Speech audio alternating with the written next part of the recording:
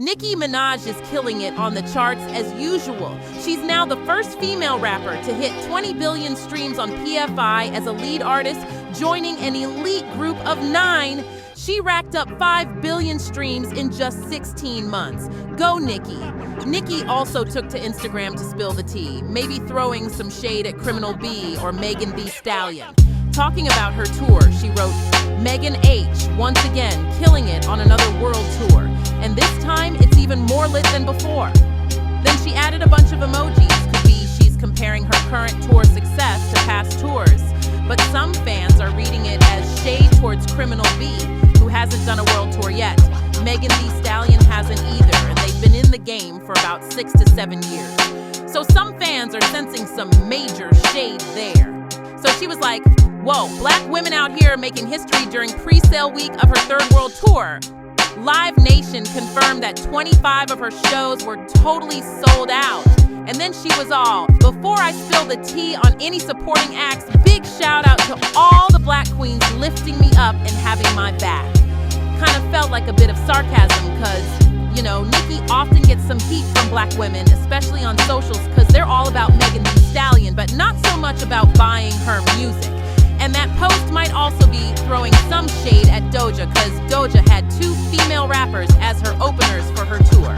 So yeah, that could be a little dig at Doja. So here's the tea. Nicki might have thrown some shade because folks were dissing her tour, especially Jess Hilarious.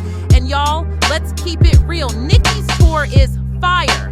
No other female rappers hitting up big tours like Nicki Minaj, for real. Doja might come close, but Nicki's tour is on another level.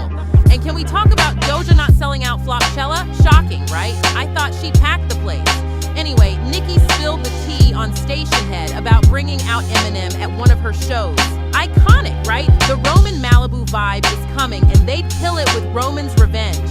Can you imagine Eminem on Roman in Malibu?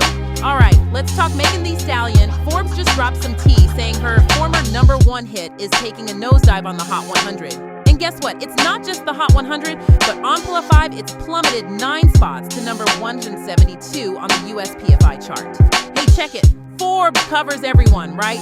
So, this ain't throwing shade, it's just straight facts. Look, if Nicki never showed love to Megan Thee Stallion, PFI wouldn't have hit #1. Remember what I told you in my review when that track dropped? I said it ain't a banger. Not catchy at all, you feel me? It's more like a call out to the big names like Nicki, Riri, and Champagne Thickiums. Then she goes after the DNF crew like The Baby and T-Lanes.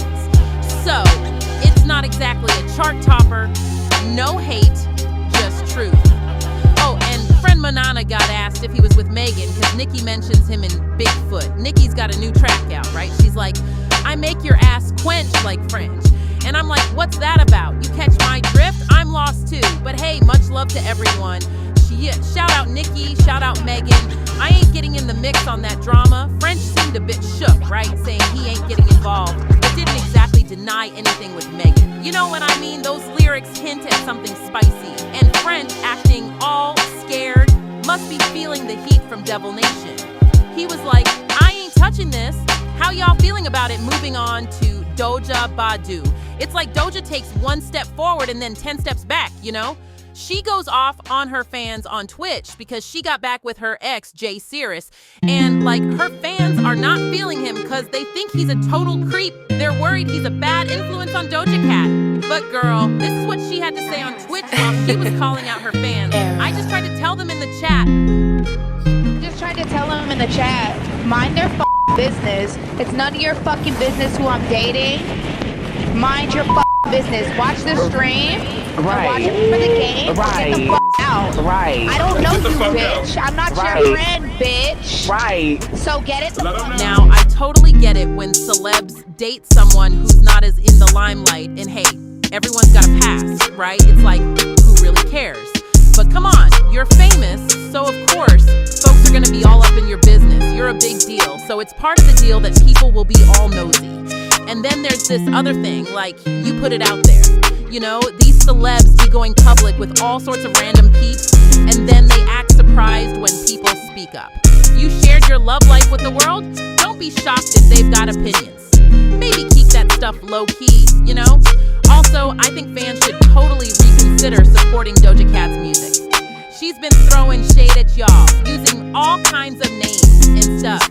She's been doing that for a while now. No wonder her sales are dropping, right? No wonder she's getting backlash. She's ticking off her own fans. You don't gotta diss your supporters. You could have just let that comment slide. You feel me? So, the next time she drops music, let her hit 1K in pure sales. Okay? No more number ones for her. Then she'll come back all like, oh my goodness, I love my fans, I love my supporters. That's what they'll do. Okay, Doja Cat is kind of getting a big head for someone in a 360 deal who allegedly had to cozy up to Dr. Puke at the start of their career and signed a questionable contract. So, I really don't want to hear from the bald head scallywag. Are Criminal B and Glow Steady making a comeback? Fans are itching for Glow Steady and Criminal B to team up again for Gorilla's new single, Yeah Glow, which is starting to get some buzz. It didn't skyrocket, but it hit like number 89 on the P-High 100, and it might climb this week. The Criminal B fans are rooting for Cardi B to team up with Glow Steady for the remix of Yeah Glow. Cause Glow is throwing some shade at JT, when she raps about slapping Rap BW and making him bail, allegedly. That's aimed at JT, cause there's talk they had a falling out, but I doubt she really slapped JT. It's all just hype, no vids, no witnesses, it's just back and forth. So I'm not totally buying Dory's story, but word on the street is Gorilla Glue might want to collab with Cardi B again. What do y'all think about that? Where did the female rap unity go, right? Looks like Bea might be throwing some shade at Scratch Off. Bea tweeted it wasn't her, but then they called out Scratch Off's Mr. Service. She's like, I don't do R&B, but hey, I'm the real deal. What's up with that? I'm not sure if she borrowed that line from Bea, cause we know Scratch Off has connections. Or maybe it's just a music business drama. Apparently, Scratch Off was supposed to drop a whole lot of money, but then the chorus got passed on to Bea. Smells like there's some beef cooking there. It's a whole lot of money in this motherfucker. Ash Miracle. Can't be running broke shit, that broke shit keep old.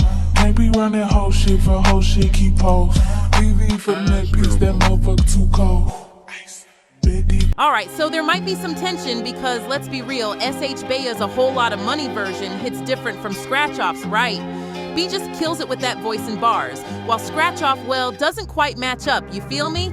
It's just how it goes in rap. Folks have writers and all, especially Scratch Off, because those bars are missing half the time. Now, on to Queen B. Texas Hold On Rises snagged the top spot on the global PFY chart with 6.6 million streams for the first time ever. And guess what? Queen B is set to top the Hot 100 chart this week, finally, after the Beehive missed the mark last time. They were mad it didn't debut at number 1 last time, but hey, they slipped up. But no hate. Queen B is making waves in country music, but I gotta say, she's pulling some moves. No shade. She wasn't hitting those numbers before, right?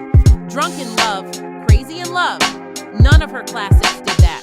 Texas Hold'em is her highest debut ever, which is crazy because she's got better tracks. I'm sure there's some strategy at play to help her outdo the competition at Scams 2025 for Album of the Year.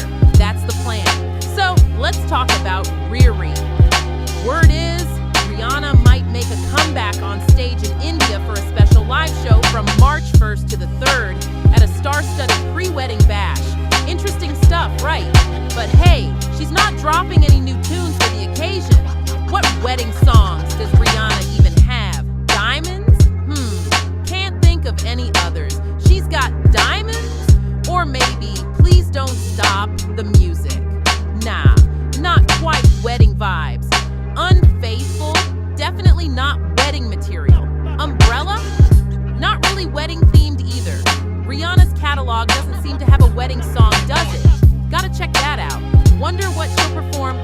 Well, her mic be on though. Lip singing ain't her strong suit, no shade. Now on to Sweetie. She just released Rich to Biddies. Social media's split on it, some calling it mid.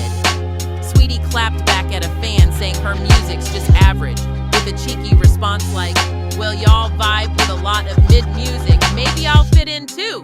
Maybe could use more bars, but that's the talk. Some say she's throwing shade at Ice Spice because folks think Ice Spice is mid and sexy red.